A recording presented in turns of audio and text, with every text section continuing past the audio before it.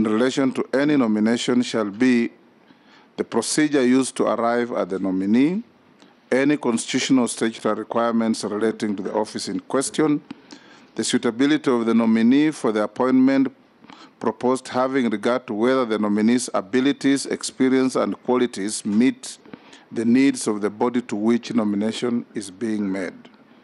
The parameters espoused in Section 6, 7, and 8 and Section 7 of the Act shall also form the basis through which the committee shall conduct the approval hearings. Upon conclusion of the approval hearings, the committee shall proceed to prepare a report for tabling in the House in accordance with the requirements of Section 8 of the Act. It is worth noting that Article 73, 2A and B of the Constitution provides that the guiding principles of leadership and integrity include a selection on the basis of personal integrity, competence, and suitability, and objectivity and impartiality in decision-making, and in ensuring that decisions are not influenced by nepotism, favoritism, other improper motives, or corrupt practices. Consequently, members, the committee is bound by the guiding principles of leadership and integrity and is required to conduct the approval hearings in accordance with the dictates of Article 73, 2A and B. Members, in your folders, you have been provided with the copies of the Constitution and the relevant act, so you need reference that are available to you. Second short communication. Honorable members, you will recall that during our meeting held on Thursday, 13th October 2022, a question was raised by the Honorable P.O. Wandai, the leader of the minority party, on whether the position of the Cabinet Secretary is constitutional. As you may be aware, Article 152(1)(d) of the Constitution provides that the Cabinet consists of not fewer than 14 and not more than 22 Cabinet Secretaries. It is notable that in compliance with the provisions of Article 152(1)(d) of the Constitution, the President nominated 22 Cabinet Secretaries, among them being the Prime Cabinet Secretary. In this regard, the office of the Prime Cabinet Secretary finds its constitutional basis under Article 152(1)(d) of the Constitution, and the nominee, if approved, will be one of the Cabinet Secretaries. Further, it's worth noting that through the Executive Order Number 1 of 2022 on the organization of government, the President assigned specific roles to the office of the Prime Cabinet Secretary, which includes coordinating and supervision of the ministries and state departments. However, I note that the designation of the roles of a Cabinet Secretary does not change the nature of the position of a Cabinet Secretary as anchored under Article 152(1)(d) of the Constitution. I further note that the Article 152 of the Constitution does not prescribe the designation of the title or functions to be conferred to each Cabinet Secretary. Consequently, it's within the powers of the President under Article 132 of the Constitution, as read with Section 10(1) of the National Government and Coordination Act No. 1 of 2013, to designate the title and assign functions to a Cabinet Secretary. To this end, the designation of a Prime Cabinet Secretary is not inconsistent with any provision of the law or the Constitution, and therefore the designation is properly, legally, and constitutionally grounded. Thank you. Having said that, I'm sure the Honorable Wandai, you are now at peace. I am certainly not at peace, but I will reserve my comments to a later time. Excellent. In the course of these proceedings, yes. Wonderful. We'll now start. The Honorable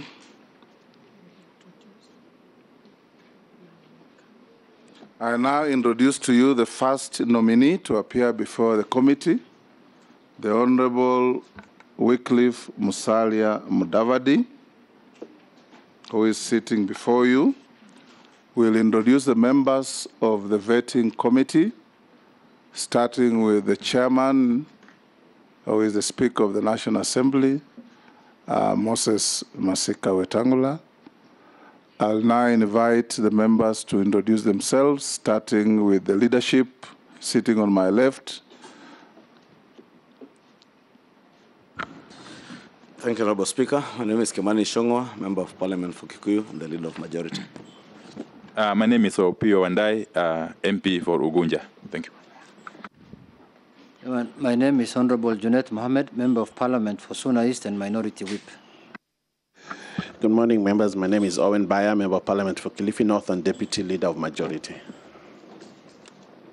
Good morning. My name is Robert Mbui, Member of Parliament for Kadhiani and the Deputy Leader of the Minority Party. Mheshimiwa Mukami. Good morning. My name is Rehab Mukami, County MP, Nyeri. Good morning. My name is Ferdinand Wanyonyi, Member of Parliament, Kwanza. Good morning. George Gitonga Murugara, MP Tharaka. Morning, Chair. Honorable David Kosing, MP Poko South. Good morning, Honorable Speaker. My name is Abdul Rahim Daoud, MP for North Imenti, Meru County. Good morning. My name is Honorable Mishimboko, MP Likoni constituency, a member of this committee. Good morning. My name is Nelson Arap Koech, Member of Parliament, Belgut constituency. Morning, Chair. My name is Caleb Amisi, MP Saboti. Morning, Dido Raso, MP Saku. Morning, Abdi Shurie, MP Balambala. Good morning, Mary Emase Otucho, MP Teso South. Good morning, MP Matungulu, Stephen Mule, a member of this committee. Good morning, I'm Gikaria David, a Member of Parliament, Nakuru Town East constituency. Good morning, Naisula Lesuda, Member of Parliament, Samburu West constituency. Thank you. We have our team from the Secretariat led by the Clerk of the National Assembly. I'll invite her to introduce her team. Thank you, Mr. Speaker. My name is Sarah Kyoko, the Acting Clerk of the National Assembly. I am accompanied by other members of staff led by Mrs. Florence Abonyo, who is the Director in the Directorate of Appropriation, Audit, Appropriation, and other select committees, and the Deputy Director for Legal Services, Mr. Michael Karuru, and we have other members of staff with us. Thank you. Thank you. We'll now invite the nominee to take the oath that will be administered by one of our officers. It's either the Quran, the Bible, or affirmation.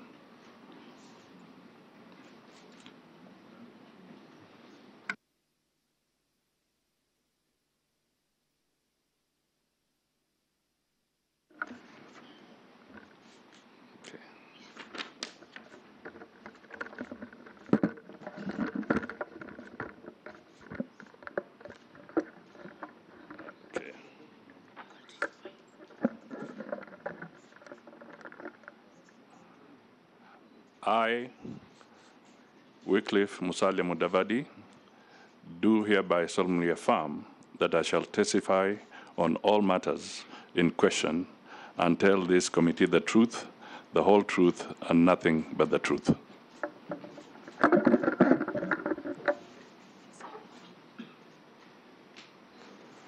We'll now invite the nominee to present his documents to the Secretariat. There's a list that was sent out, and I can guide you, the Honorable Mudavadi. The first document is compliance with tax obligations from KRA.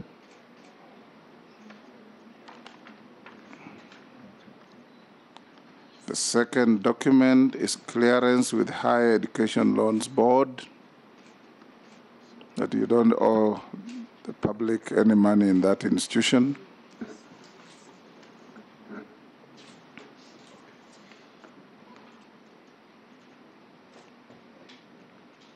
The third document is clearance with the Ethics and Anti-Corruption Commission, ESCC.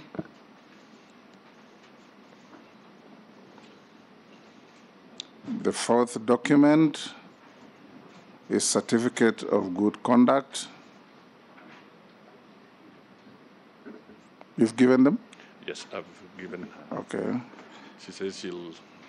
A fifth is a question to you.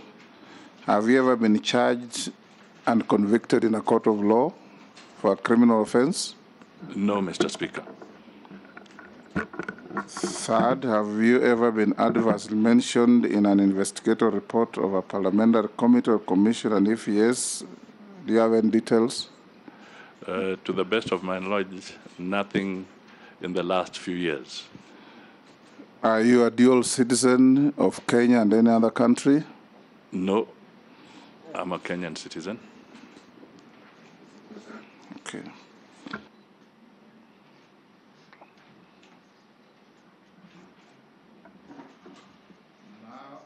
I invite you to make a brief self-introduction and make a brief statement of yourself in not more than 10 minutes.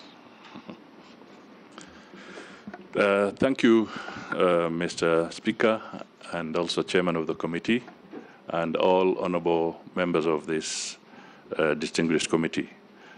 I am Wycliffe Musalia Mudavadi. On a lighter note, I'm usually called my DVD. I have been a member of parliament in this country for 3 terms. I served as member of Sabatia constituency, and I entered parliament in 1989.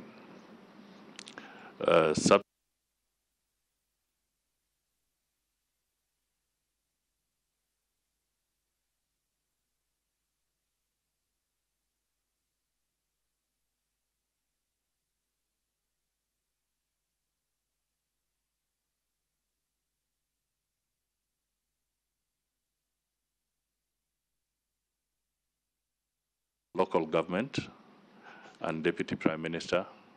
I have also served a short stint as a Vice President of the Republic of Kenya. Mr. Speaker, I've also been a member of leading political parties in this country. I was a member of KANU. I served as chairman of Kakamega branch and Vihiga.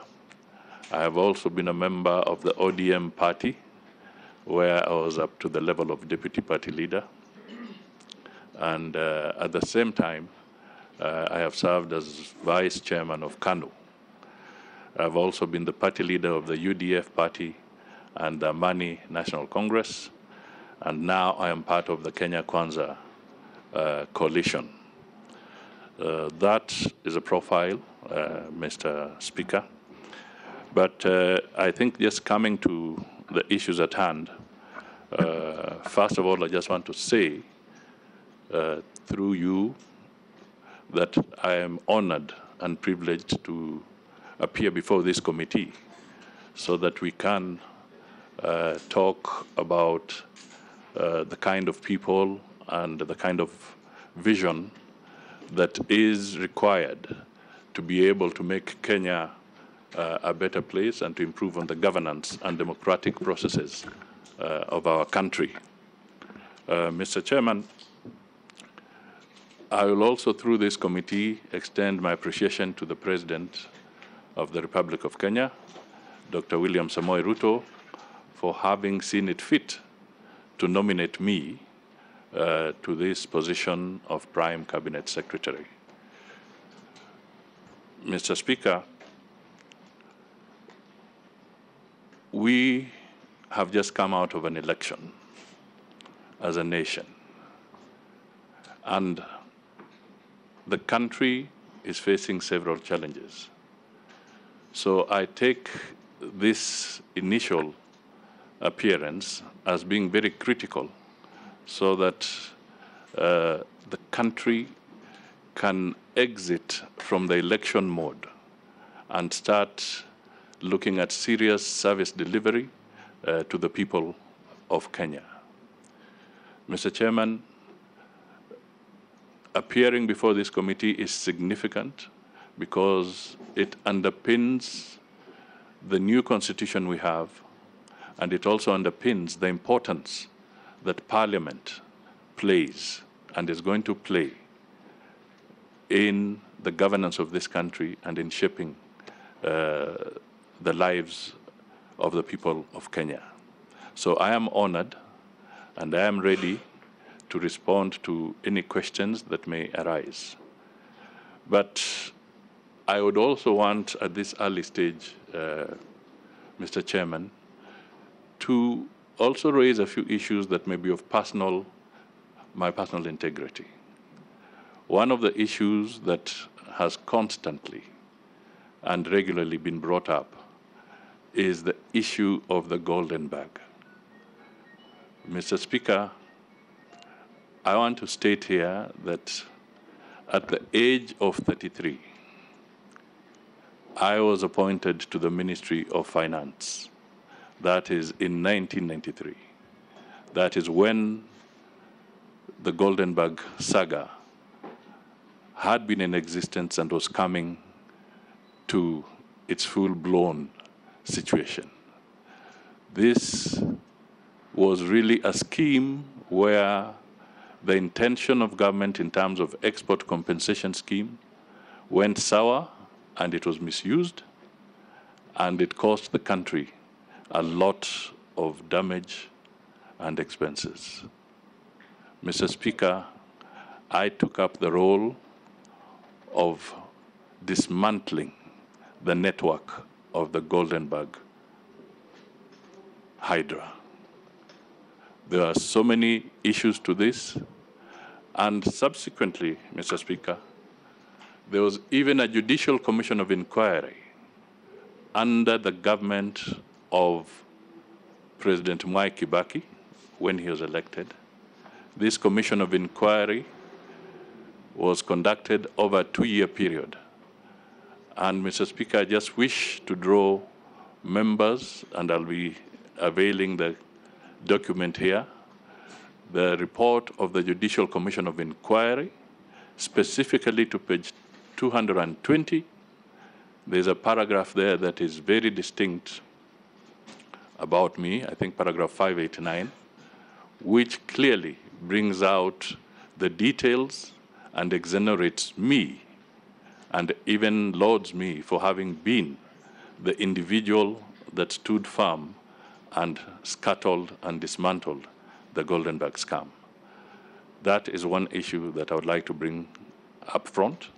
The other issue that I would like to bring up front, Mr. Speaker, Chairman, is that when I was in the Ministry of Local Government, there was also an issue about the cemetery scam. This is an issue that entailed overpricing of land by the City Council of Nairobi at that time. There were allegations that threw issues on me. The word of the Speaker. Yes.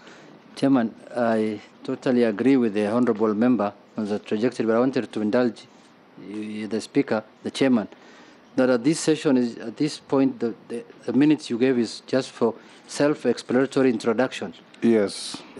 We will come to those issues in due course, Your Excellency. I mean, Mr. Speaker, in due course. Let him wind up on that. Yes. Thank you. I'll wind up. Thank you. Thank you, my friend. I just want to state that that matter, again, was dealt with.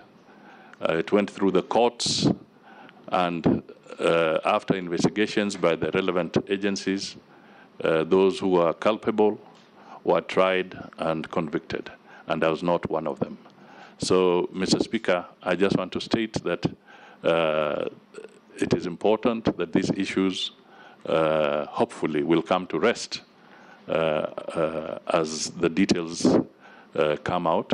And I want to assure the members of this committee that it is my intention to work very closely and cooperate with the National Assembly, with the legislature, in ensuring that we have a better country. Thank you.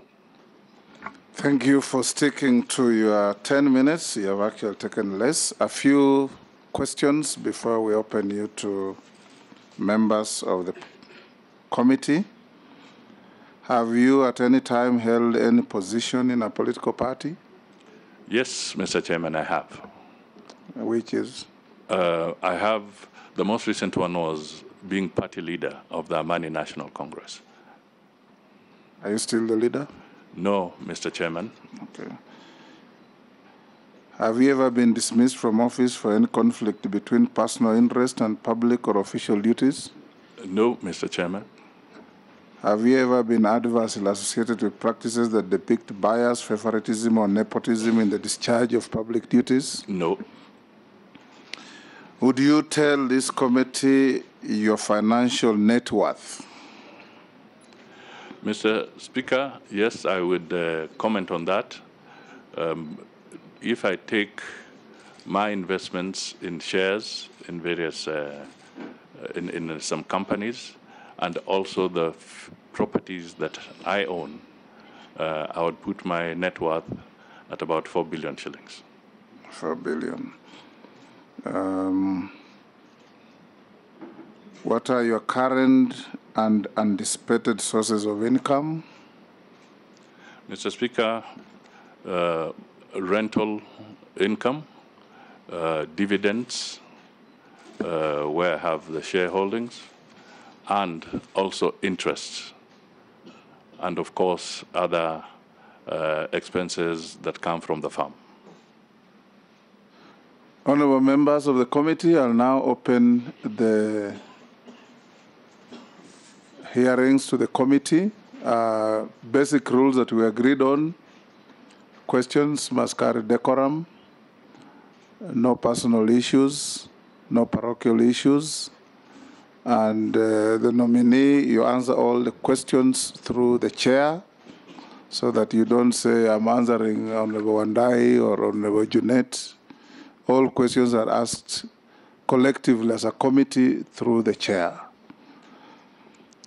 I'll give the first shot to the Honorable Kimani Ichung'wah. Thank you, Honorable Speaker. Honorable Speaker, the Honorable Musalia Mudavadi in the... As we proceed, you keep your eye on that clock. When it hits 0, our time will be up.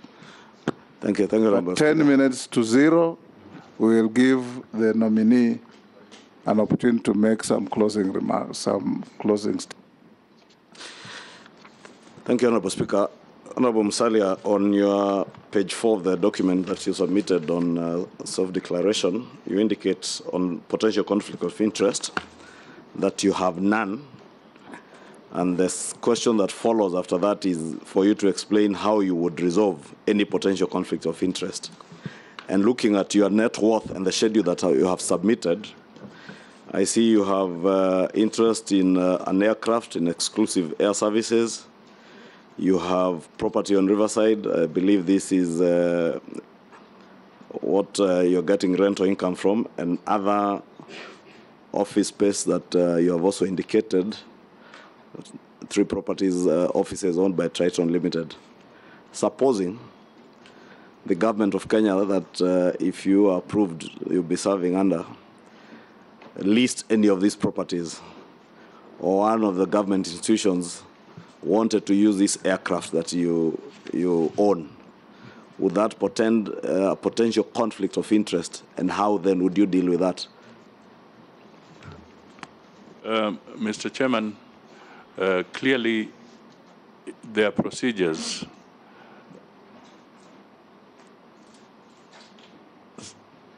Sorry.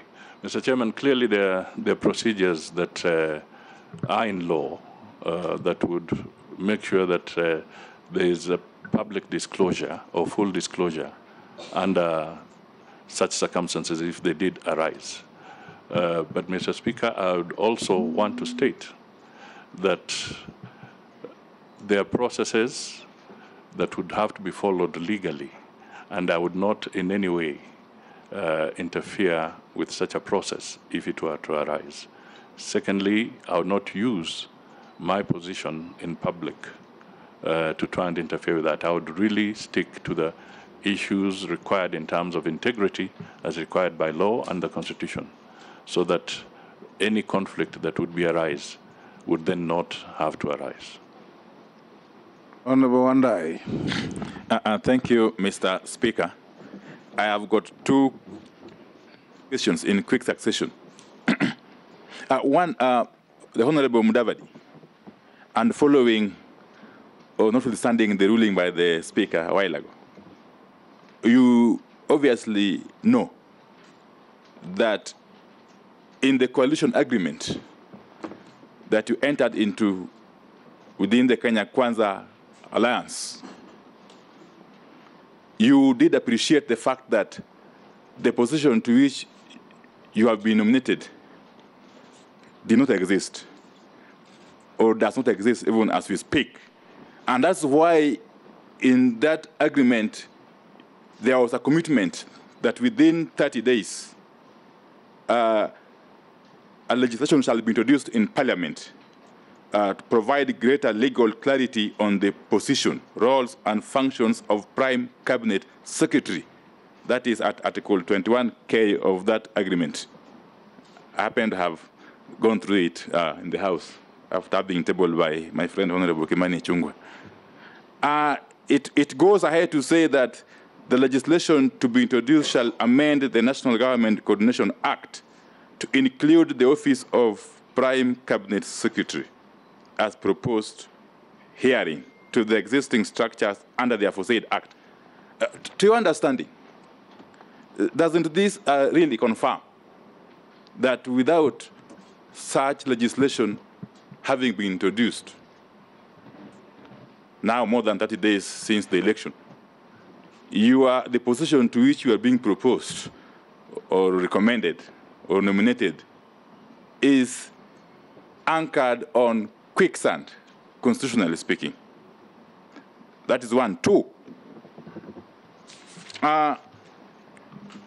you were asked a while back if you have been mentioned in any corruption case or scandal, and I listened to your answers.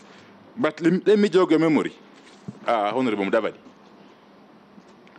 On the civil case number 280 of 2007,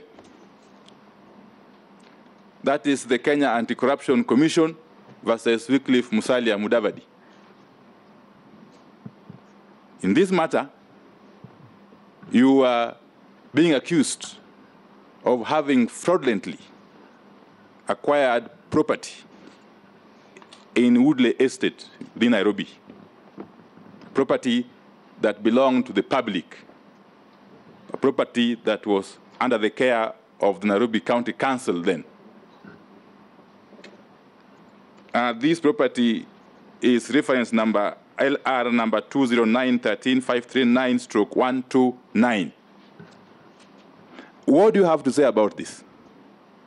And if indeed it is true that you participated in what Kenyans would love to call grabbing of public property, public land, how does that sit with the requirements under Chapter 6 of the Constitution, that if by any chance you are approved, you will be swearing to protect and adhere to? Thank you. Thank you, Mr. Chairman. I'll start with that very point. This is the Woodley Estate. Woodley Estate is a property that belongs to now the county government of Nairobi. And I want to put it very clearly here that I stayed in Woodley, and our family has always had that premises. Now, I want to put it on record that to this day, we pay rent to the county government of Nairobi. At no time has that property ever been transferred. I want to put it on record here that the ethics or the Kenya Anti-Corruption Body at that time went on a tangent that they had not verified the facts. I ended up also seeking legal redress for defamation on their part and for them having given out misleading information. Mr. Speaker and Mr. Chairman, as we speak today, the same property belongs to the county government of Nairobi, and we pay rent. I will not be paying rent for a property that is personally mine. And therefore, I was not involved in any land grabbing whatsoever. The records are there, and I can request that even this committee can go further and seek whatever evidence they wish from the county government of Nairobi on that particular issue. And hopefully it will also be put to rest, because it was, in my view, a witch hunt at that time. Mr. Chairman, I also want to say that it is on the coalition agreement. It is true that the founding members of Kenya Kwanza, that is Amani National Congress, a party that I belong to, but I'm no longer the party leader, the Ford Kenya, Mr. Chairman, you happen to be a member of that party, and of course the UDA party, headed by the President of the Republic of Kenya. We did enter into a coalition agreement which we submitted to the Registrar of Political Parties, and it is a valid legal coalition document. Mr. Speaker, when we were forming government, we were alive to the fact that there are issues that can be done and executed by the President through the executive order. And these are now being manifested through Executive Order number 1.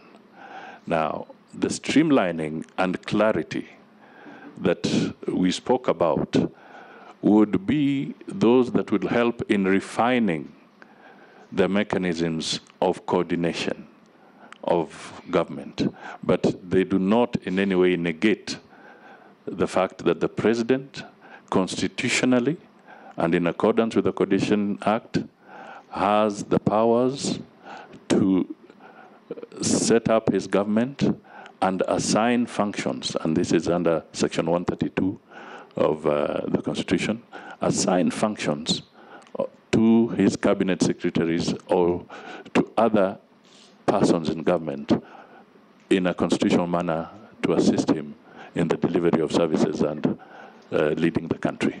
So I believe that we have not breached any law, and when we talked about looking at the Coordination Act was in the context of strengthening that Coordination Act and not necessarily saying that it is an impediment. Honorable Naisula. Thank you, Chairman. Honorable Musalia, you have been a fierce critic of the previous regime and especially on matters corruption.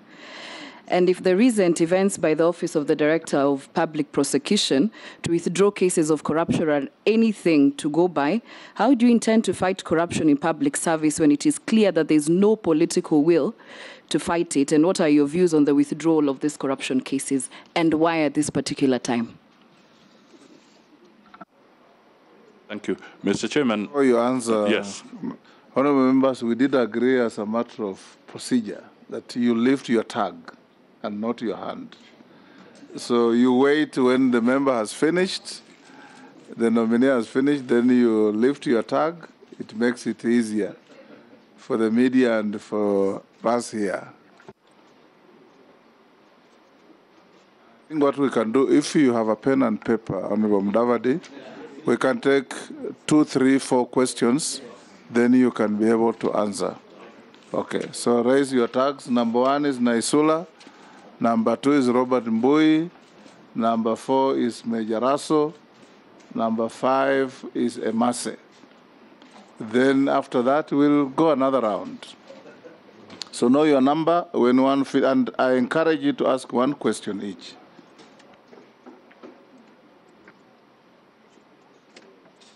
So I can deal with that one first, and then we come to the second. Yeah, deal with that, then the rest will follow in the manner we have given the numbers. Thank you, Mr. Chairman. I would like to say that, first of all, I need to appreciate, and we all ought to appreciate, that the Office of the Director of Public Prosecution is an independent office, and we have no oversight over that office. It is independent and it makes its own decisions. So the details and circumstances of why he would drop cases, I think that office would be best suited to respond to it directly.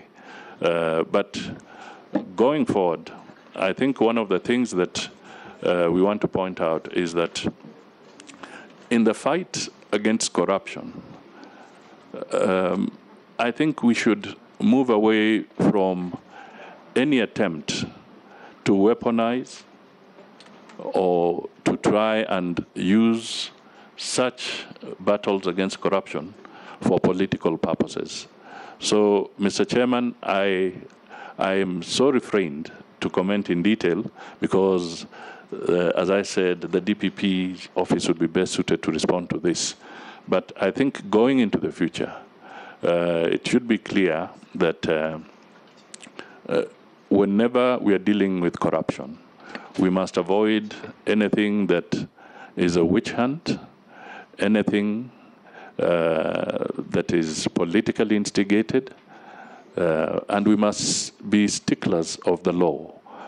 And going forward, I think what is important is through Parliament to see how independent institutions within the justice system, and of course those that handle other matters, are properly resourced so that they can do their work without any fear or favor whatsoever.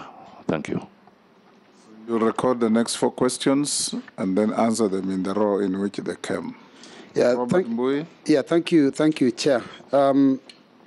Consistency in leadership is very, very important, especially when one is nominated to a position to serve in the cabinet. I would like to ask the nominee, during campaigns, you are very persistent in castigating the change of constitution under the BBI. And I want to quote that consistently you said that the Handshake brothers were hell-bent on creating positions instead of dealing with the obvious things of high cost of living. Now that you have been nominated to this position, which is one of the positions that we were talking about, which is the position of Prime Minister, do you still hold that view? Secondly, you are also totally opposed to the issue of borrowing during the campaign trail. Are you still opposed to this government borrowing any further monies? And thirdly and last, I want you to stick to an average of 1 question. I'll tolerate 2. 3 is not right. Very important. Because we are almost 21. And you saw how quickly I was speaking. To make sure that... it doesn't diminish the substance of the question. But I'll allow you. But honorable members, going forward, I encourage you to ask 1 question each, if you can. Yes.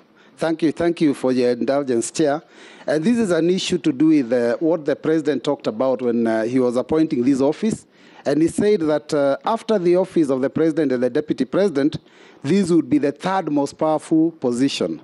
The Constitution gives the 3rd most powerful position in the country to the Speaker of the National Assembly. What is your comment on that? Thank you.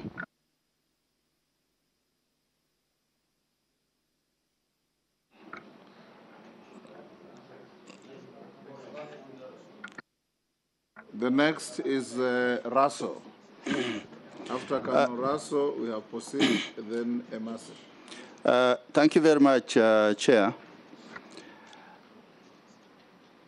The question I want to pose to you, Honorable Mudavadi, at the heart of this vetting is honesty, integrity, patriotism, trust and acting in the greatest interest of the Republic of Kenya. As a former finance minister, and also looking through what Kenya Kwanza came up with as a manifesto, what are the likely things you are likely to do as the ringmaster or as the coordinator of government activities, the indicators of economic revival, or things you are likely to put in place for Kenyans to begin to start having money in their pockets? Thank you, Chairman. Thank you. You are the most disciplined, being a military man. Next is the Honorable Kosing. Thank you, Chair. And I want to congratulate the nominee for being nominated for this very position. But, Chair, let me ask the nominee, being a high-profile person in Kenya and we respect him, really, does he believe that this office exists? Being the first, and that in accordance with Honorable Speaker or Chair to Section 7 of Public Appointments Parliamentary Approval Act, does it really exist? Being the first being vetted in this country. Two, through you, Chair, and that is and it's very clear the evidence, Honorable Chair, when even in the executive order, somebody is struggling to be able even to give functions. And I want to go to this function of chairing and coordinating national government legislation and engaging or coordinating with the leadership of the House. Chair, don't you think that is the work of Attorney General? And that is why it was really struggling to be able to give him some responsibilities. And perhaps maybe this will be the first office of conflict, Honorable Speaker. What does he think about that? Honourable Member, I think as we go forward, take into account the ruling or the direction or communication from the chair that this position is properly grounded in law and under the Constitution. We hold a different opinion. What's your opinion? We hold a different opinion. Don't stop me. When you finish, you switch off your microphone, please. Thank you, Mr. Speaker. Honorable Mudavadi, there is a general perception that the duties of the Prime Cabinet Secretary are similar to those of the Deputy President. How do you intend to ensure that there is no conflict between the two offices in undertaking your responsibilities? Thank you. You may now answer the 4 questions. Thank you, Mr. Chairman. First of all, I just want to state that I am a person who believes in consistency, and I will explain myself so that that issue can be clarified. Mr. Speaker, the issue that relates to the BBI debate that is now behind us, if one will recollect very carefully, on both occasions, when I was at the Bomas of Kenya at one of the public functions, I did highlight that there are some good things in that document, and there are also some toxic things in that document. What I said then still holds today. And clearly, one of the issues that was on the table at that time was that the issues around the BBI found their Waterloo because we did not listen to each other. I will personally say that at one point I did highlight at the BBI meeting that this institution called the Ombudsman to the judiciary was going to scatter the very noble objectives within the BBI document, because it was going to encroach on the independence of the judiciary. Mr. Speaker, without blinking, the people at Bomas heckled because they thought that we were not speaking to the truth. But one of the key issues that led to the Waterloo of the BBI document in the courts of law was precisely that, because it was a good document mixed with some toxic aspects, and that is a matter that is now behind us. Mr. Speaker, it also is important for us to consider that in the conversation, the reorganizing of government, and that is one of the things we said, you could reorganize government at a less cost without having to go to certain levels. And if then the country is in the right mood and there's sufficient public participation and consensus, constitutions will be amended, and in any case, there's room for amendments of constitutions.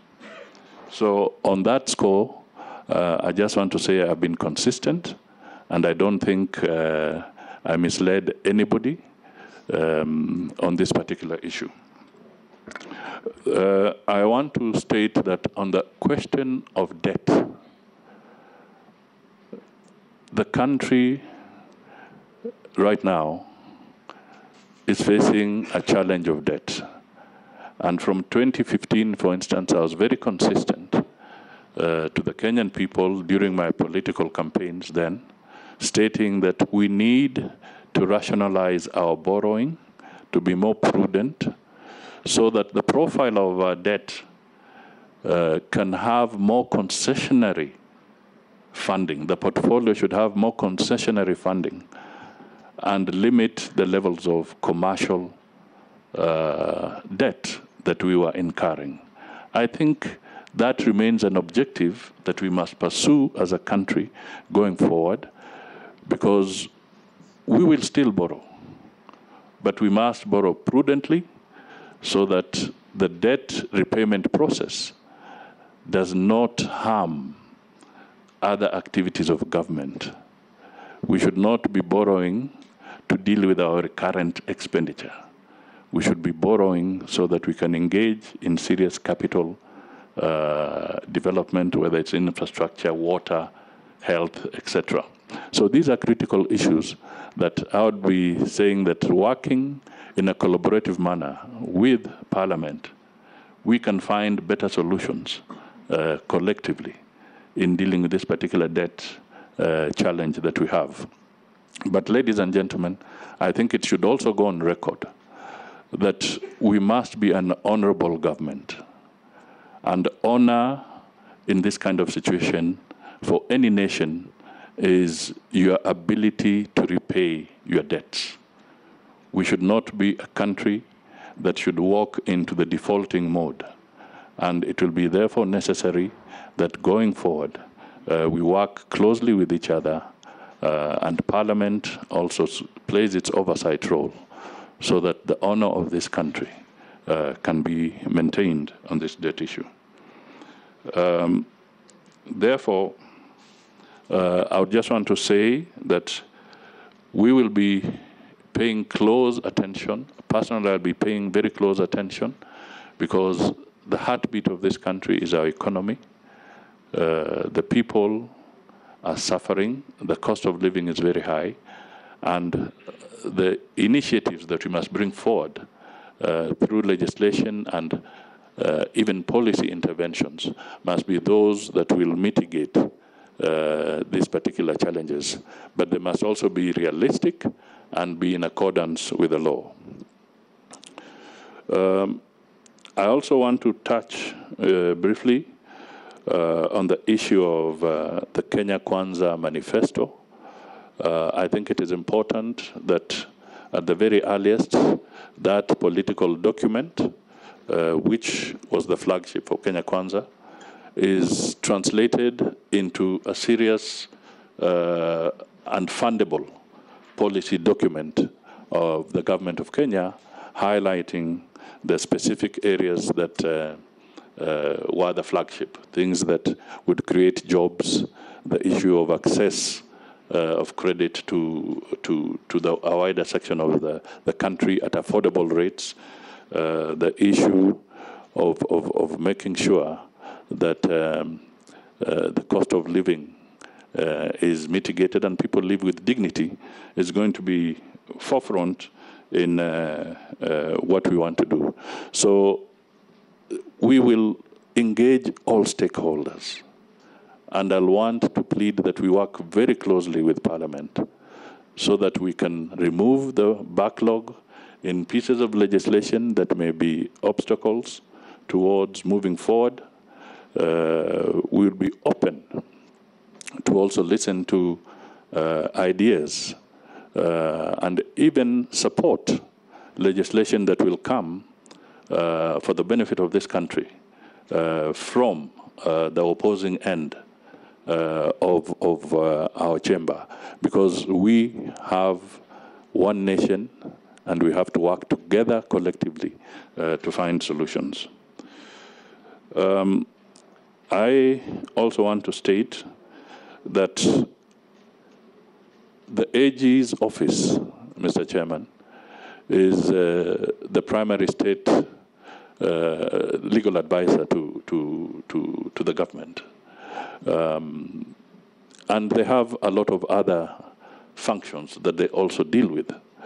Now, when we say that my office will be providing greater liaison, Mr. Speaker, Mr. Chairman, this is important because we live in a political world. We want to be able to have greater collaboration, greater interaction, greater consultation, so that those of us who then will be interacting quite a lot with the general public on some of these issues from the executive viewpoint can have the right interface between Parliament and the people as we move forward. There is no intention whatsoever, and I have been in public office for a long time, to say that we can use up the role of the Attorney General. We shall be very careful. But it is important that that political aspect of it is brought forward more effectively than in the past. We must have more robust consultation, Mr. Chairman. I also want to make it very clear that we want to bring a whole of government. We want to bring that cohesion. We don't want to operate in silos. We don't want to be territorial. And I think this speaks volumes in the functioning of government. I think part of our problem sometimes is that somebody says that this is my Boma, and I don't want anybody else to be part of this Boma or to be in this Boma. I think that is dangerous going forward if you want to work together as a nation and to have a coordinated government. So we want to have that open and holistic approach. I also want to assure the members that I don't think President Ruto was struggling to define functions of this office. It was perfectly in his realm to examine and decide how we can support each other. And I am sure that if we look carefully, there's no conflict whatsoever with the functions of the Prime Cabinet Secretary's office and the Deputy Presidents. And I also want to put it on record that where would you find a government on this earth where there are no cross-cutting issues? There are always cross-cutting issues in government, which require consultation. So at a personal level, I will not hesitate to walk from my office and visit the Deputy President's office and consult with him if there's any issue that required consultation. Thank you.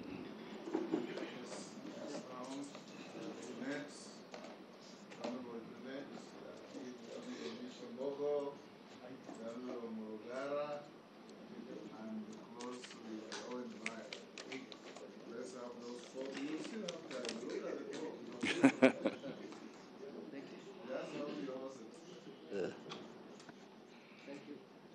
Thank you, Chairman.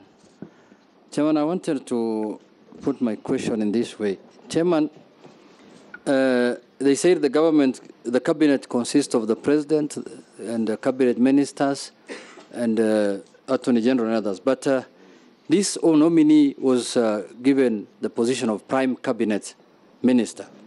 And in that, it means that he's the most senior cabinet minister than other cabinet ministers. But when I looked at the executive order that was released by the president, Mr. Chair, one of the functions that was given to this office is to chair, number 4, is to chair the principal secretaries' committees and supervise the technical monitoring and monitoring evaluation of government policies programs. Now, this is a senior minister. They are cabinet ministers. They are principal secretaries in every cabinet ministry, under every cabinet minister, who report to their ministers. So I'm wondering, how should a senior cabinet minister chair principal secretaries when you know that there is head of public service also who coordinates principal secretaries? So I'm wondering, the cabinet prime minister is dealing with cabinet principal secretaries who have ministers in their line of duty. But more importantly, Chair, I also want the nominee to take this opportunity to slate and lay to rest the issue of the golden bag. The golden bag issue, and this other issue of the cemetery land. And having been a mayor of a city one time, under the previous Cap 265, the previous Act of Parliament. Which city? Where you visited me one time. We couldn't find a proper hotel. In Kenya. I couldn't find a proper hotel for you, but you visited the city with one street. So, Mr. Speaker, Mr. Chair, that cap required the approval of the cabinet minister for the county councils and municipalities for functions that they were supposed to do, including approving their budgets.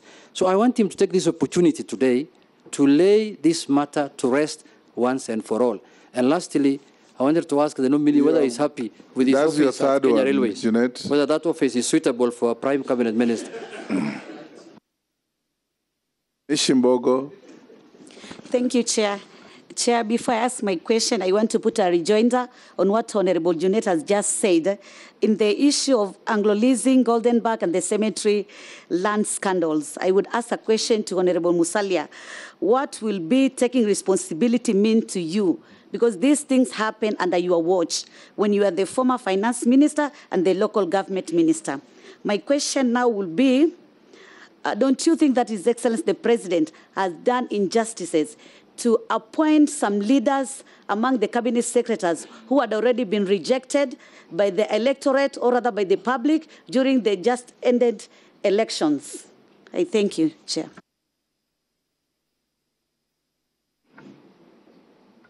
Thank you, Mr. Chairman. This is to the nominee. Under Executive Order number 1, one of the functions that has been, or one of the roles to be played by your office is that of coordinating the legislative agenda of the government with the parliament. This is where actually it comes into conflict, or it's supposed to be in conflict with the role of the Honorable Attorney General, but it's clarified that it is coordinating the legislative function between the legislature and the ministries. And in most cases, ministries deal with the subsidiary legislation. We have seen ministries making laws, subsidiary laws, which are known as delegated legislation, which are so inconsistent with the other laws that it has taken Parliament a lot of time to actually do away with most of those regulations. That is called annulling. And this is done through the Committee on Delegated Legislation. As the coordinator of that function, how do you propose to deal with laws made by ministries when they are brought to Parliament so that we do not have to spend a lot of time annulling, but should actually be passed for purposes of enabling the government to function properly. Owen Bayer. Thank you, Speaker, Chair. Honorable Musalia Mudavadi, taking your experience in economics and having served as Minister for Finance in this country, looking at this country, the cost of living is very high. We have issues of the subsidies in fuel and unga and all that. How would you advise the President on how to bring down the cost of living, how to work around the issues of subsidies and bring down the cost of fuel in this country, and what would be the expectations of Kenyans in terms of economic revival and economic uplifting as you take office as Prime Cabinet Secretary? Thank you. There we go. Nominee.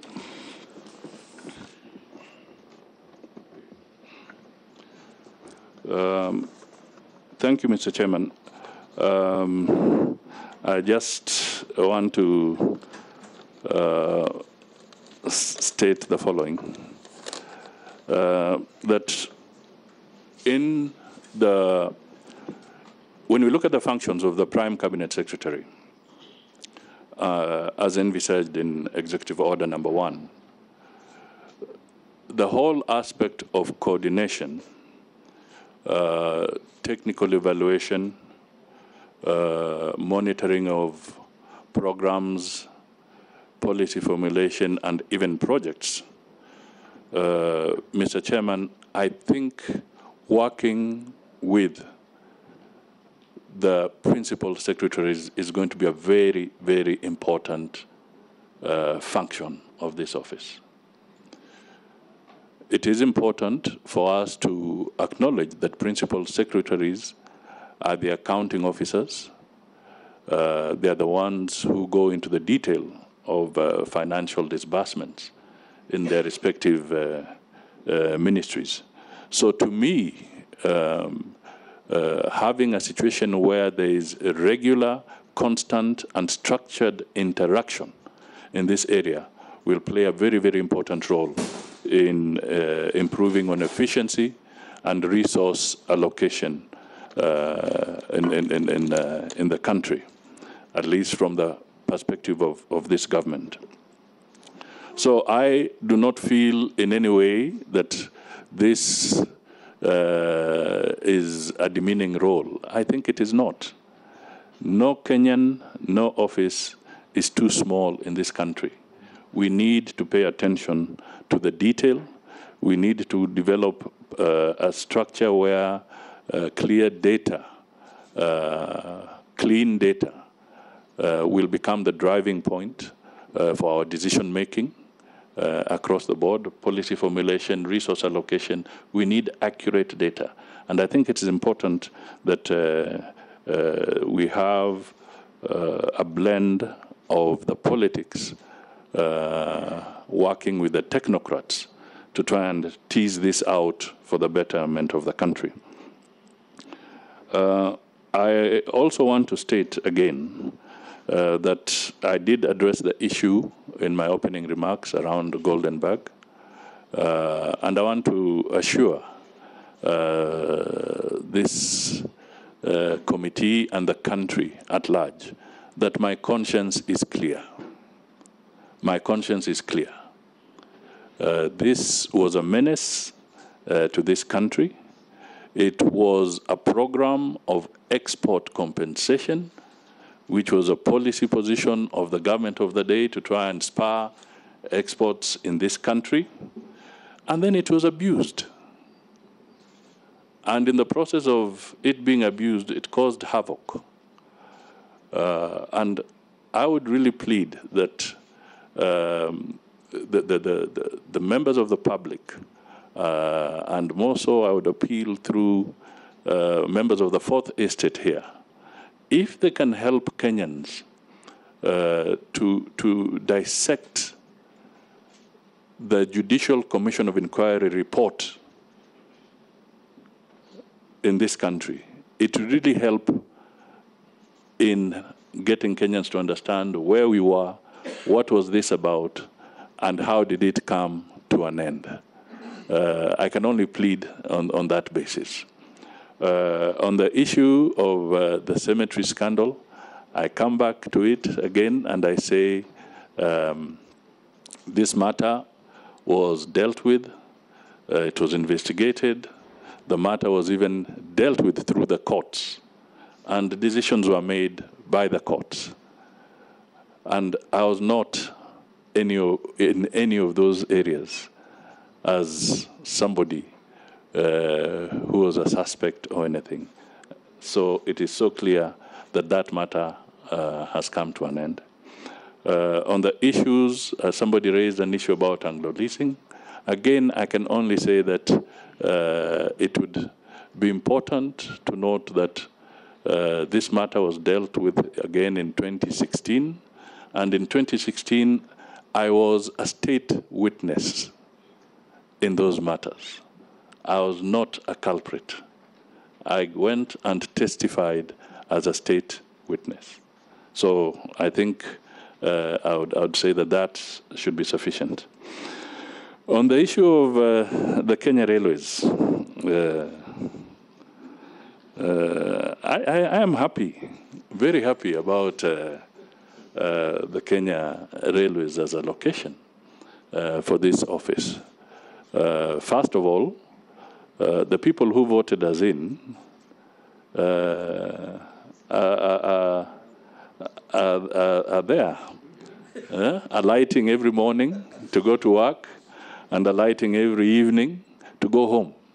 To me, I say that that is a constant reminder that whenever I go to that office, I will know that those are hard workers in our country, and therefore we must not let them down.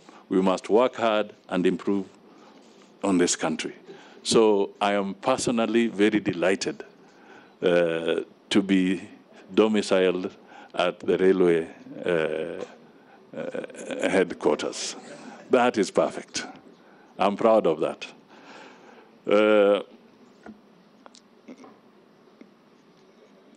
Mr. Chairman,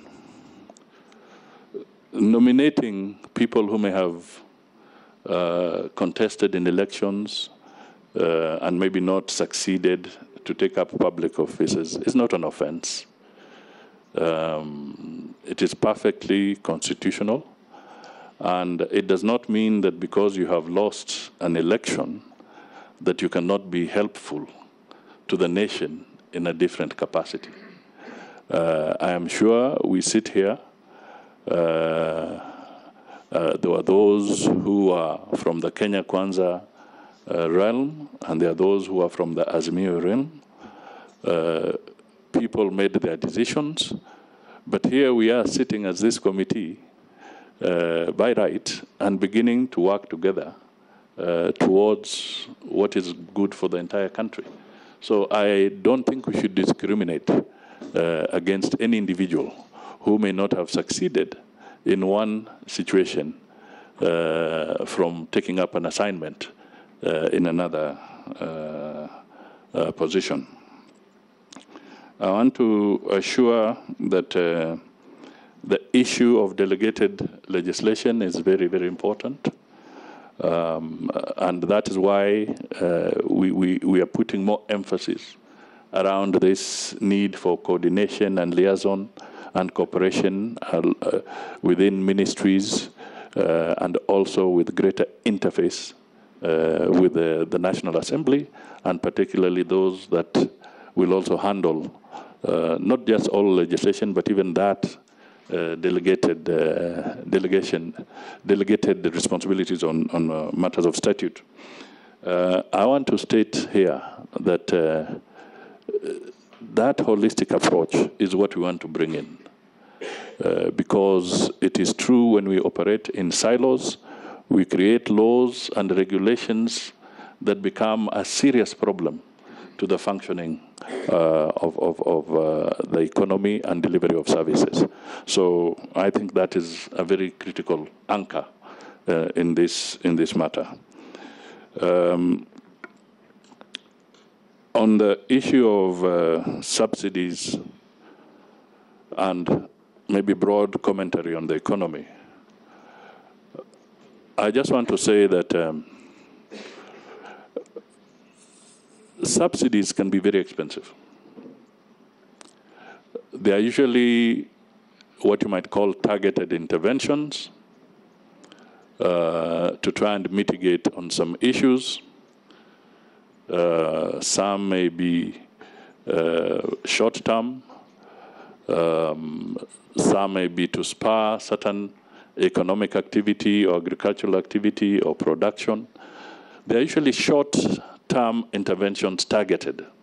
But I want to try and appeal to the nation that we should not become a nation that thrives on subsidies, because they can be very expensive to maintain.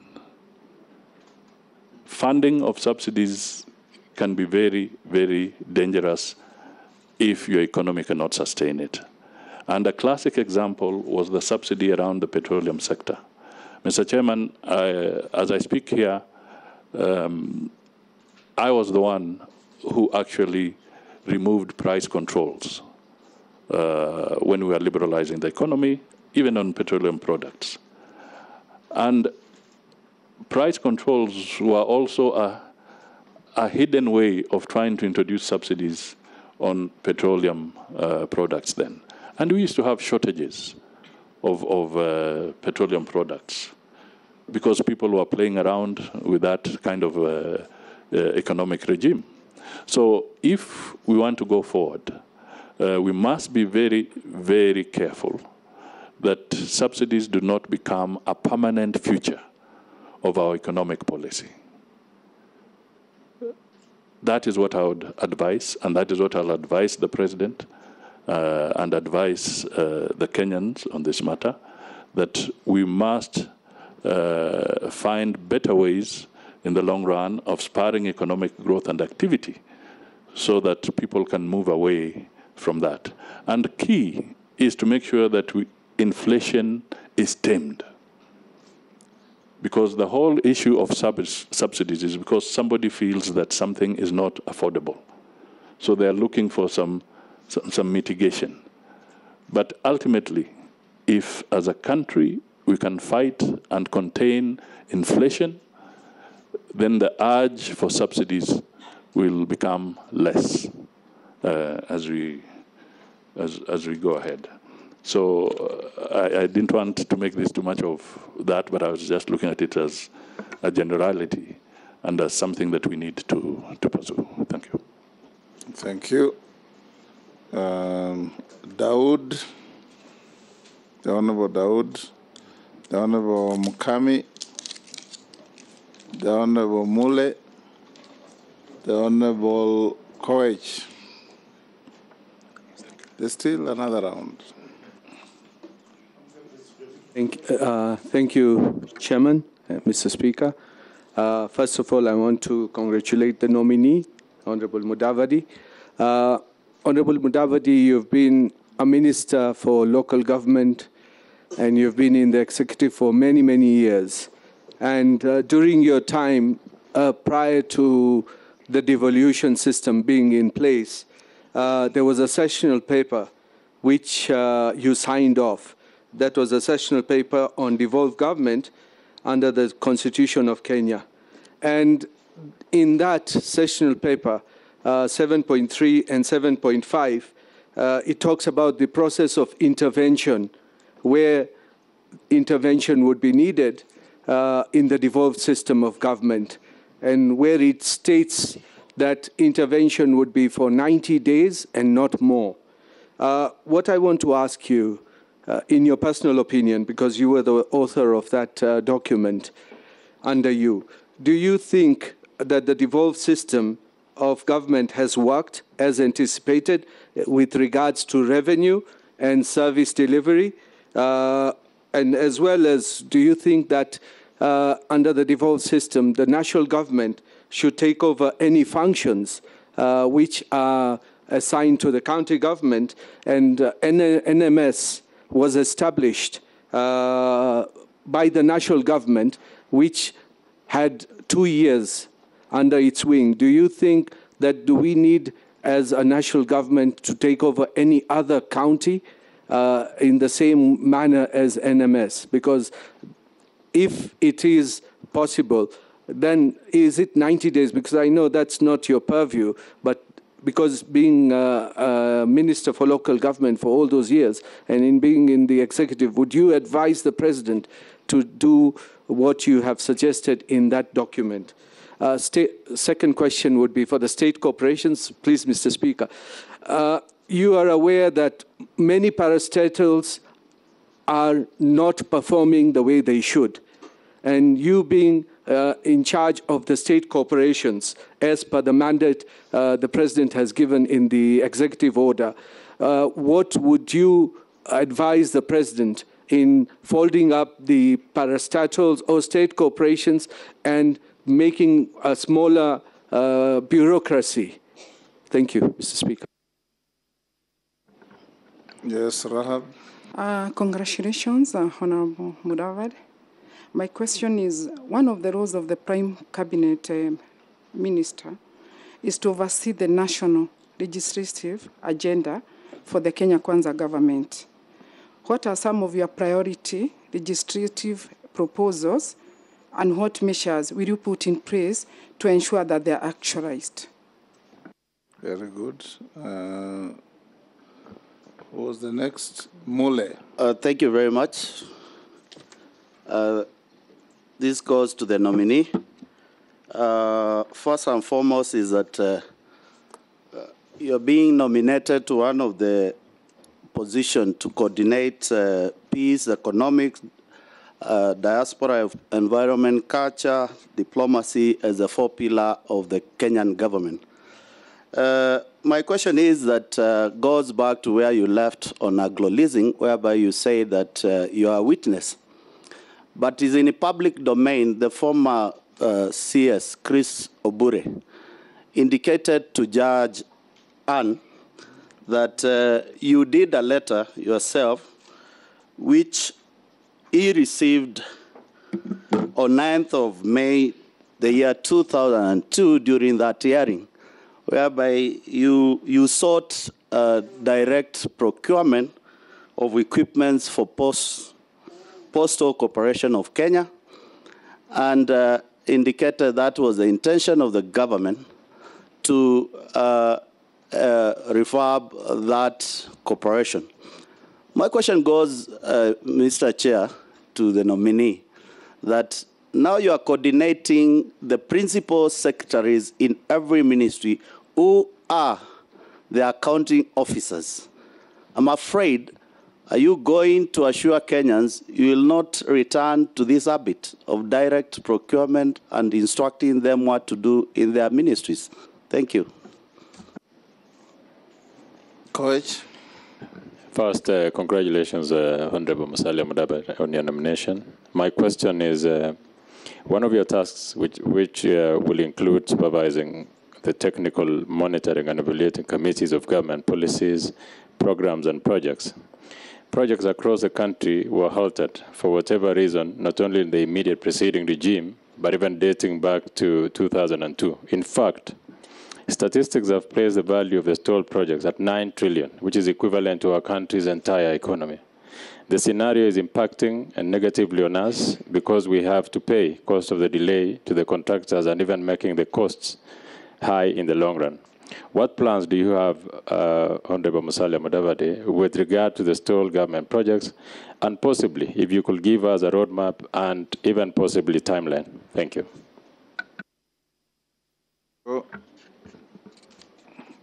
Thank you, Mr. Chairman.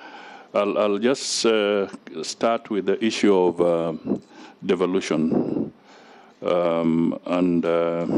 It is true that when the country promulgated the 2010 Constitution, I was tasked with the function of ensuring that the initial legislation, critical legislations to facilitate and actualize devolution were put in place.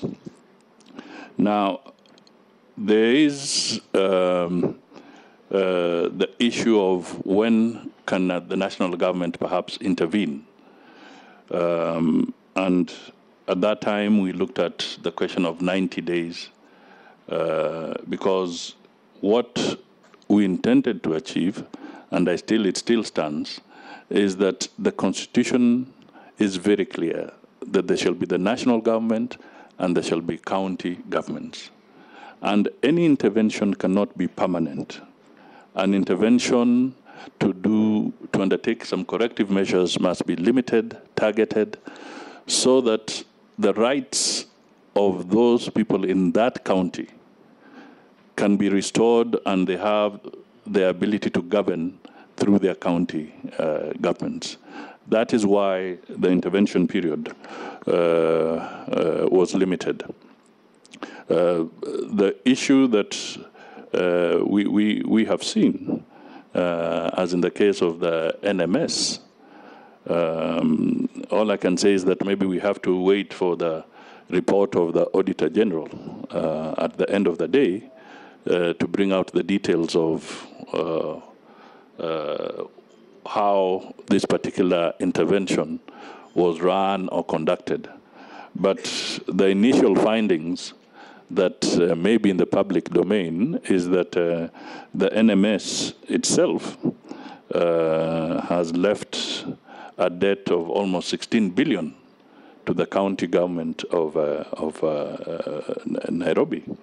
And the nature of how they went in is such that they may not have followed proper procurement procedures along the line. But without casting any ill motive or on any particular thing, I think the report of the Auditor General will be very helpful for us to really discern the experiences of NMS in Nairobi, and also then be able to guide Parliament, guide Kenyans, and guide the county governments on any future interventions, because this is a learning process. We have had devolution now for 10 years.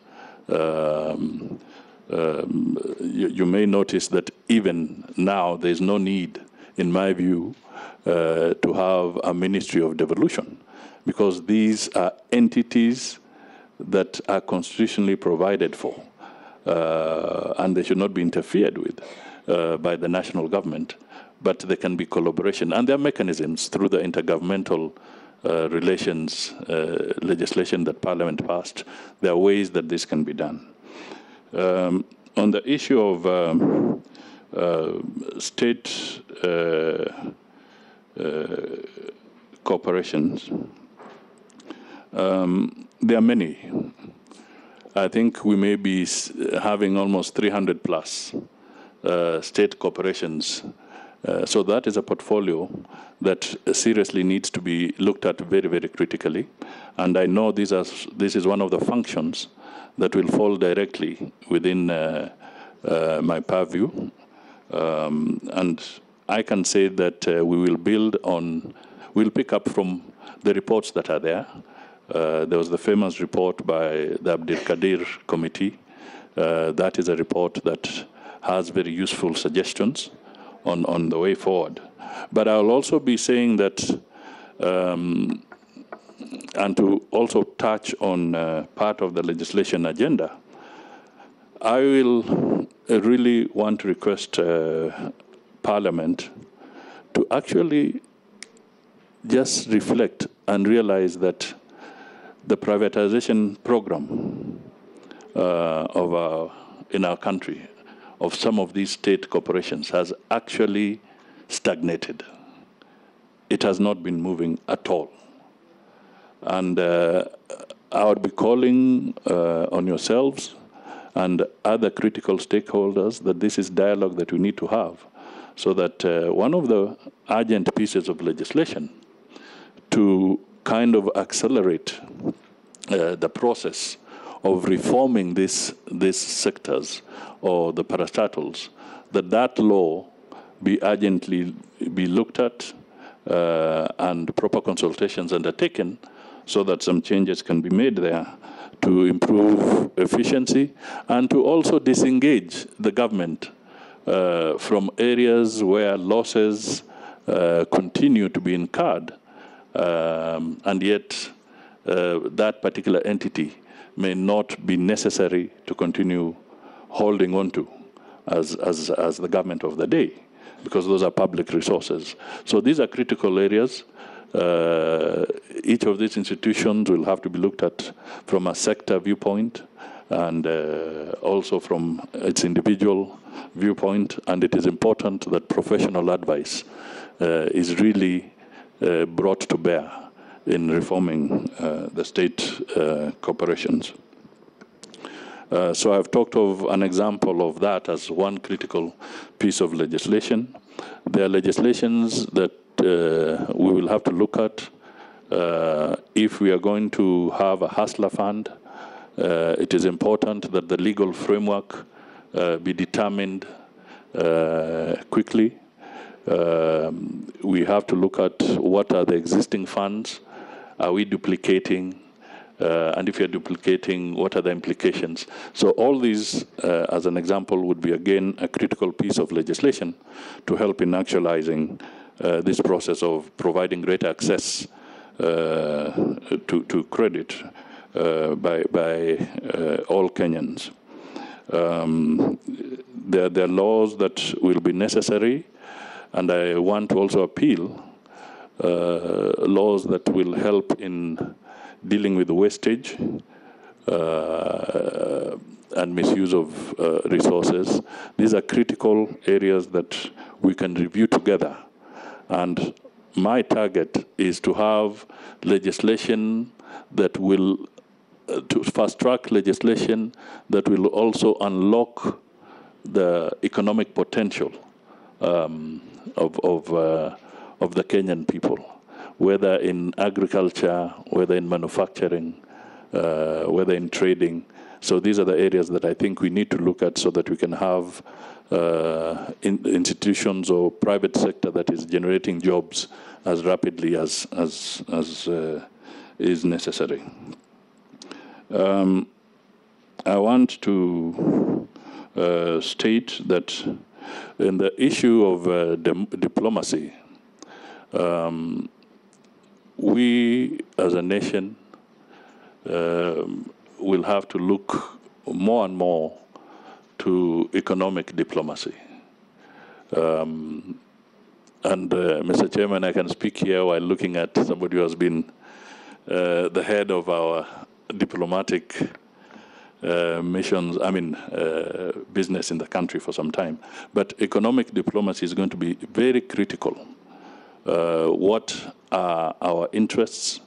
We must quickly see how we can benefit from areas like the African Continental Free Trade arrangements.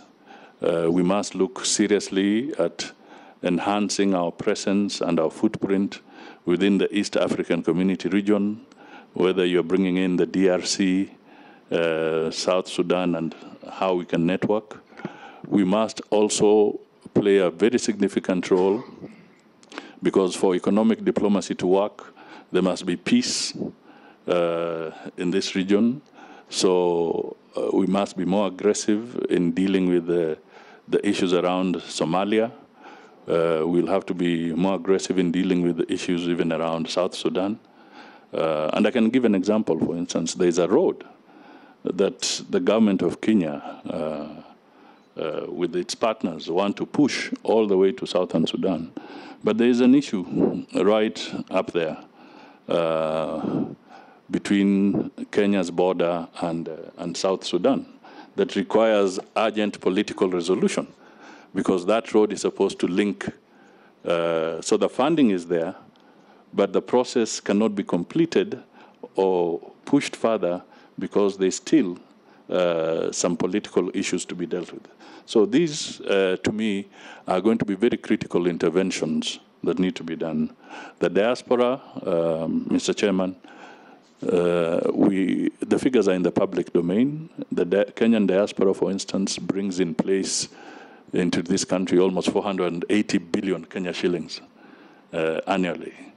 And the president has, in fact, in designating the issues around foreign affairs, has now brought the issue of the diaspora to the limelight, because that has now become a very critical constituency in the development of our country. We also have to take advantage of things like the climate change programs and play a leading role in those areas. They also provide a platform for a lot of funding if we can work well within those circles. So in coordinating matters around diplomacy, I'll be putting a lot of focus there, while also saying that we need to also continue strengthening our relations with our traditional partners, and make sure at all time the Kenyan interest is covered.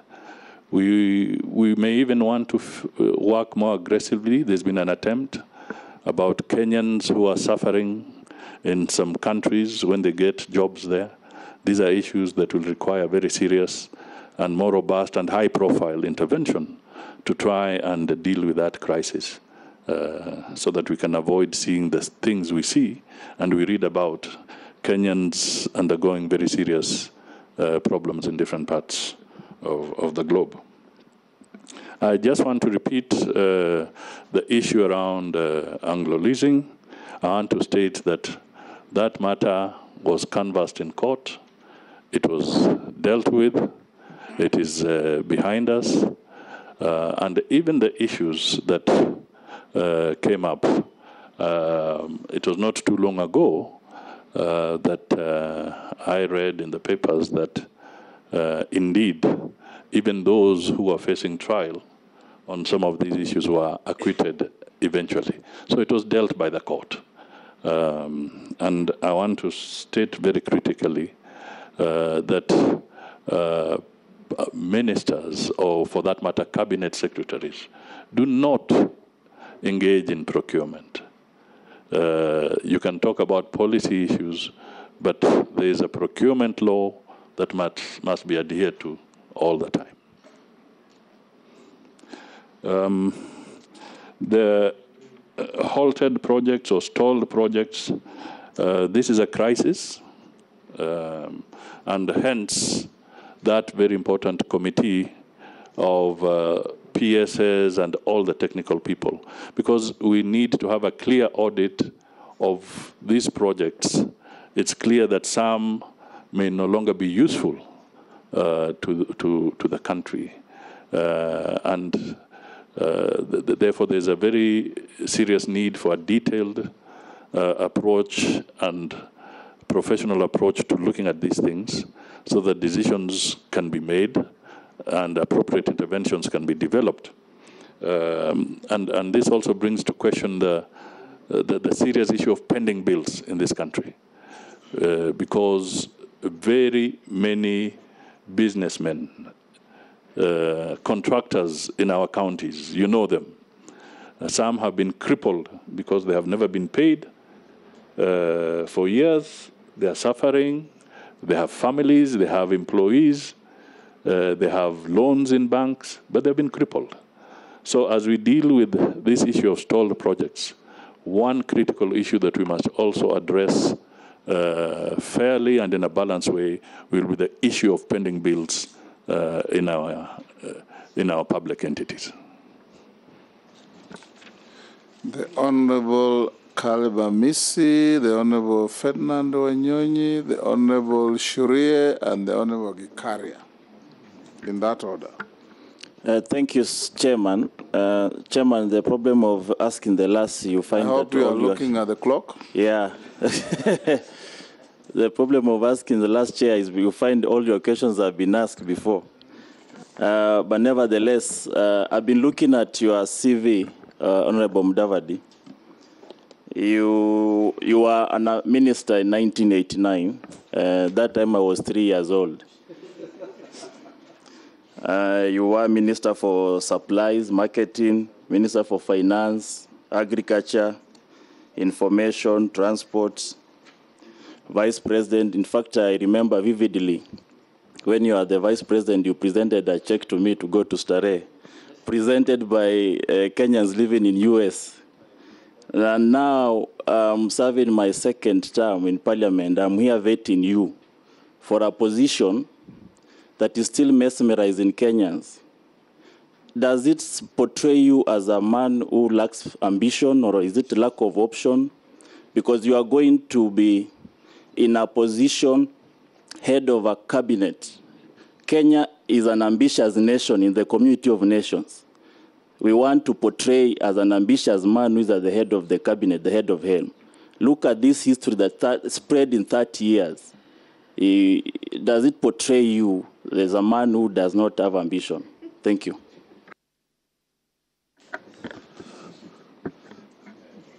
Mr. Chairman, I want to ask you very back home that in the previous parliaments we have been actually, as a committee, there has been a tendency of the cabinet secretaries failing to honor summons and failing to respond to matters comprehensively without doing any research, what have you, and in a timely manner. In your role, how will you ensure that the cabinet secretaries actually attend the committees and sometimes come to Parliament? Because we've had these cases where you someone and a cabinet secretary sends somebody else, maybe a junior fellow, and can't even answer comprehensively the questions that you're supposed to be. So are you going to ensure that that is done properly? Secondly, Mr. Speaker, I want to ask a question that is important in agriculture. We've had cases where, and now we have this drought, and irrigation is misplaced. Instead of being in agriculture, it's misplaced, it's actually in tourism. It's under blue economy. So are you able to assist to bring irrigation back to agriculture so that can be able to do some of the projects like Kalana Kulalu and the rest? Thank you. Thank you, Chair. I wish to ask the nominee, how does he want to cultivate a relationship and a good working relationship between institutions that oversight the government, e.g. Parliament and the Office of the Auditor General, with his office and being the Prime Cabinet Secretary together with his cabinet? Thank you. Kikaria. Thank you, Speaker. Pengine niulize ndugu yetu Wycliffe Mudavadi swali kwa Kiswahili. Unajua serikali ambayo iliondoka ilikuwa kuna agenda 4 ambazo zilikuwa nzuri sana, lakini haikuweza kutimiza yale maneno ambayo ilikuwa.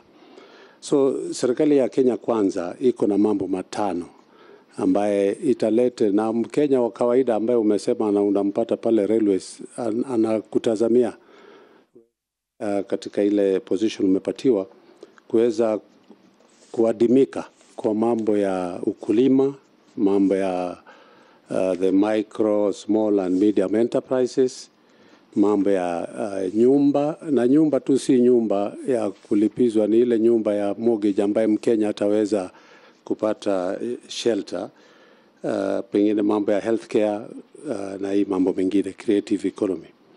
Wewe katika ile nyadhifa umepatiwa, ni njia gani utaweka mikakati kuonyesha mambo haya yatatimika na Mkenya asiwe tena atakuwa ni mambo ya kungoja kama ile the big 4 agenda ambayo iliwekwa na serikali iliyopita na ikuweza kutimiza?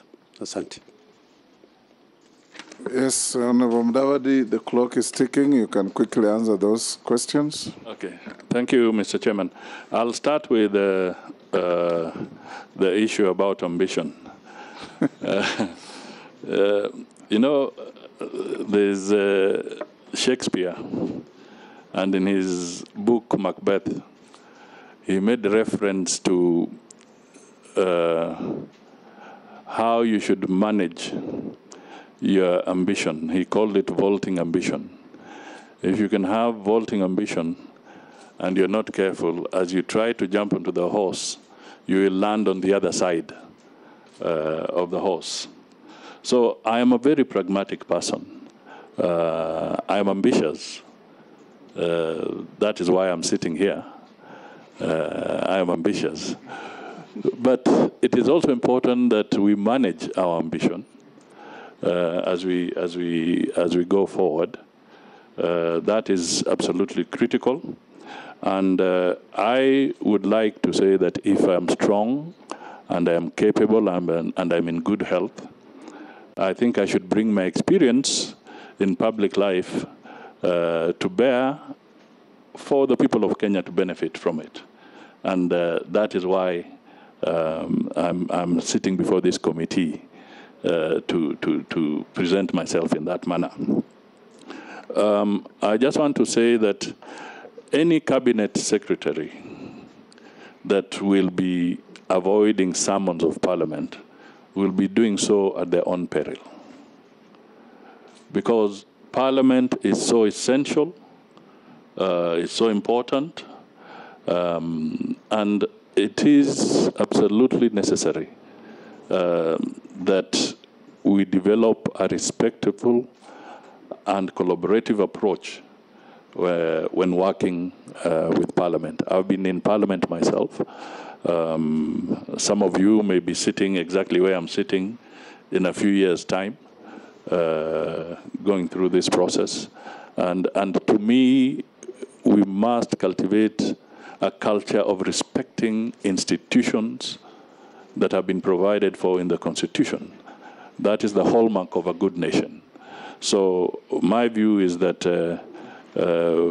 I will not hesitate to encourage members of cabinet at all times to make sure that they respect the summons of Parliament and work very closely with Parliament.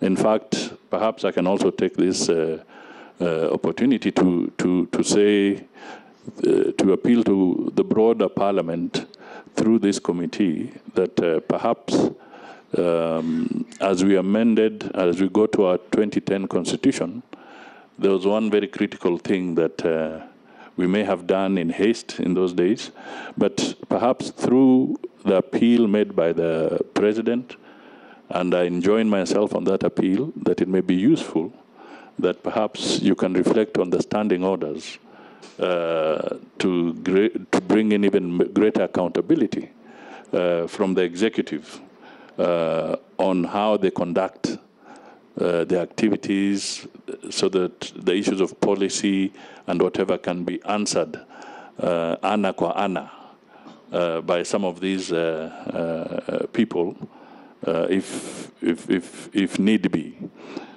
So that is something that may be looked at. I would also just want to say that it may be also very useful,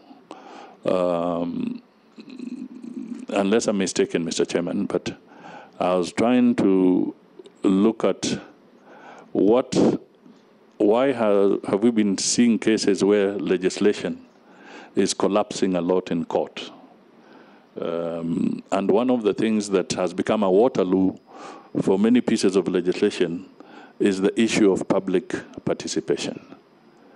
It is a provision in the Constitution, but I would want to appeal to Parliament to give it more thought so that we can refine that area and figure out what is really public participation, what is adequate, what should be the parameters, because it's still vague. We are going by court rulings largely on this matter. I think some help from Parliament to refine this area might be very, very useful so that we can avoid too many delays of critical pieces of legislation as we go forward.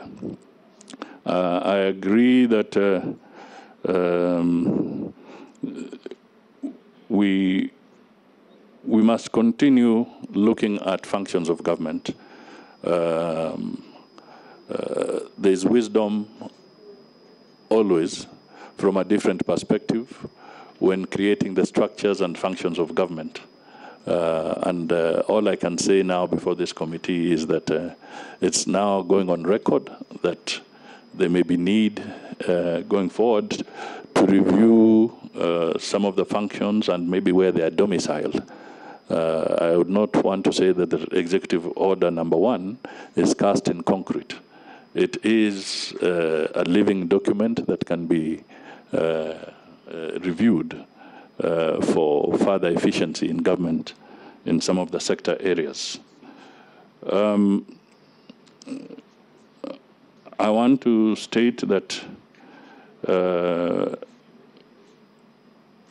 we must once again take Parliament very seriously. We must take the reports of the Auditor Generals very seriously. We must work in collaboration to help some of the critical independent institutions with the necessary resource. The Auditor General's office needs a lot of support. The budgetary allocation over the last few years has not been commensurate with the kind of tasks that they have. Just the way we saw that the judiciary needed more support, I think also institutions and offices like the Auditor General will need more support because their role of providing audits in a timely manner for all public entities, including county governments, is a very tall order. And they need to be resourced appropriately, financially, technologically, and even in terms of human resource. So these are critical areas. Kwa yale mambo ya agenda 4 zile kubwa, the big 4, kilimo, manufacturing, mambo ya afya, na mambo ya kupeana makao ya kiheshima kwa Wakenya, mimi nitasema tu kwamba katika ile manifesto yetu ya Kenya Kwanza, hii agenda ambayo imetajwa hapa imenukuliwa kule ndani, iko kule ndani, na tutazidi kuangalia kwamba wakati pesa za kitaifa zinatengwa ama zitaelekezwa katika sekta hizi, ili tuwe na uwezo wa kuhakikisha kwamba tutatimiza yale ambayo tuliahidi wa Kenya. Nadhani nitakomea hapo kwa wakati huu. Thank you very much, the Honorable Mudavadi. 3 minutes and final appeal to the committee in 3 minutes. My prayers are that you find me suitable to work with you and to work with other Kenyans in delivering service to the people of Kenya. I just want to emphasize that in my role, I want to have a very strong interface with Parliament so that we can find common solutions. We are all there to help the people of Kenya, to serve them, and we cannot serve them by being isolated and living in silos. We must be able to cross the aisle and talk to each other. So this is what I would really want to encourage, and to say that I'll be ready and willing at all times to engage with you, either collectively, as maybe in committees, or even individually as legislators, so that we can find solutions. The final thing I would urge is that we should also remind Kenyans that the challenge ahead of us is very, very serious. It's not a game of flattery to the Kenyan people. It's a question of being honest, being truthful, getting the right information to make decisions, so that we can restore, Mr. Chairman, let us restore trust in government. Let it not be a government of rumor mongering. This is what we want to try and avoid. We want to have an open government. We want to be able to have the facts on the table. Principles of accountability, transparency must be at the forefront of what we do. And also, when looking at the budgets, I would just help that, plead with the Parliament that help us to eliminate something that I kept on calling in my campaigns budgeted corruption. Budgeted corruption. This is something that we all need to fight and deal with. Up to this day, the person I'm going to meet at the railway station will still want to know why would a product cost 100 shillings in the kiosk, and when the government is procuring the same product, it costs 1,000. We must find a way of dealing with this issue. So I'm appealing to members of Parliament that as we go, let's work together, because the executive cannot find these solutions on its own. We have to work together. Asante sana. Thank you very much, Honorable Mudavadi. The Secretariat will want to have a comparison between your original documents and the certified copies that you have provided. That can be done on the side. Okay. This brings an end to your engagement with this committee. I want to thank the honorable members for the wonderful, positive decorum and incisive questions that you have put to the nominee. And if we carry on like this, I think it will be a very, very good idea. You have all conducted yourselves very well. And Honorable Mudavadi, thank you for answering all the questions candidly. You are now released to go to your other national duties. And the Sergeant